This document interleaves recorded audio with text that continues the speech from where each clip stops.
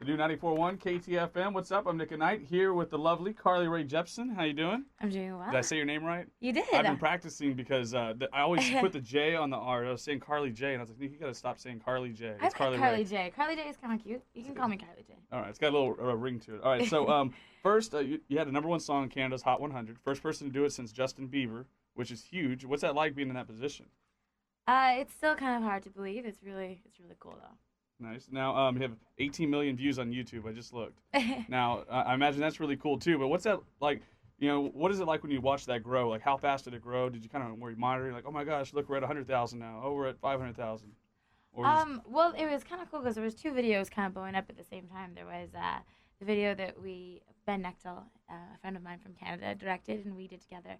And then there was the Justin and Selena Gomez video that just kind of like exploded. So seeing people kind of listen to the song and kind of make the cute videos that have kind of started becoming contagious after that has been probably the coolest part of the whole thing, to be honest. Now, to have the endorsement of Justin Bieber and Selena Gomez like that, because they have their whole little relationship going on and they're so major in the news right now, like, did they tell you ahead of time they were going to do that, or did that just kind of catch you by surprise? Or it was a total shock for me. I don't know if they meant it as a surprise, but it definitely came as one. I ended up signing with Interscope, I think, and Schoolboy about 2 days or a day before they released that video. And then when the video came out, I kind of felt like they really mean it. This is awesome. Yeah, you could tell they were enjoying themselves. Yeah. Like they had a blast with that. And now, the song "Call Me Maybe." Yeah. Now, I'm assuming that's you giving your number to somebody, and then you're like, hey, well, call me maybe. It's kind of like a flirty sound, like because usually if a girl said "call me maybe," I would mean that it means don't call her. I think you should call her. Call her if she says "call me maybe"? It's definitely my attempt of a pickup, yeah. Okay, all right, cool. Because I wasn't sure how to take that. Because, like I said, maybe can be kind of one of those words where you're like, yeah, call me maybe. You know what I mean? Oh, no, I'm playing coy, but I would say call the girl. Okay, that's what's up. Now, so do you give out your number? Not right now, no. Okay, well, I'm a taken woman right now. It would be kind of wrong. So I remember back in the day when getting the phone number was the biggest deal ever. Like, I mean, I was probably kind of young, but man, I got her phone number. It was the coolest thing ever. Now it's like Facebook. Like, can I add you on Facebook? It's almost like that's the norm instead of phone number. That's the new way. Yeah, there was the MySpace era, too. Do you remember that? Yeah, like, are you on MySpace and you hit each other up? And it's almost like that's the easier way to get to know each other before the phone number. You know what I mean? It's a safe way to test the waters. But I think with this particular song, I kind of, I like the idea of when you kind of meet someone and there's that face-to-face, like, initial feeling of, like, there's something here that you're brave enough to, like, act on it. For sure. Yeah. No guts, no glory, right? Exactly. Now, "Call Me Maybe" is on your Curiosity album, and what can we expect from this album? Like, because I know it hit stores recently in February.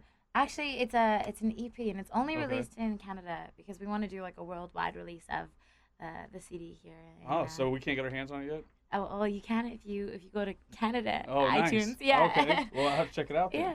And but you can also go on YouTube. I was just kind of looking through a few of the songs on there too. Yeah, exactly. Now I noticed that the album before was Tug of War. Is that right? Tug of War, you got it. Now Tug of War is a little bit different sounding than the songs I heard in this new one. Like, what was the difference? Well, I think it was just a natural progression of me as an artist. As when I look back at it, I grew up kind of in a family that really loved James Taylor and Ricky Lee Jones and Van Morrison. So it kind of makes sense that my first album was very folky and had a little bit more roots to it. And just my tastes have changed as I've toured with different bands and as I've just kind of grown as a woman. I've really embraced like Robin and LaRue and Dragonette, and I don't know why my sound came out the way it did, but that's felt the most natural. It definitely, you sound like a pop star now. Oh, yeah. Now, thank you. So Scooter Braun's quote is saying that you see yourself as a sexy hippie. Now, I like that he's spreading this around. I didn't quite say it like that. More like when I'm thinking of style, I kind of go for like flower child of pop. Like I like things that are a little like hippie-ish and loose, but I also, You're rocking the bangs. I'm rocking the yeah, okay. I'm not saying that's totally hippie, but I mean it's kind of old school. I mean, not everybody can pull it off. Thank you. I think. Now, so how much of the writing did you do for the Curiosity album? There was some co-writers involved as well, but I wrote on every song that was mine, except for Joni Mitchell. That was a cover. But Tavish Crow and Josh Ramsey helped with "Call Me Maybe," and then my longtime writing and collaborating partner Ryan Stewart was also involved in a few of those songs. So. And before you're gonna do a little acoustic set for us. Before we do it, what's the best piece of advice anyone's ever given you? To find what it is about you that is different and hone in on it, rather than try to shape up and be like everybody else. So what makes you different? Well, apparently I'm a sexy hippie. There you go. Awesome. So you want to introduce your guitarist to us here? Yeah, hey, come on now. This is Tavish.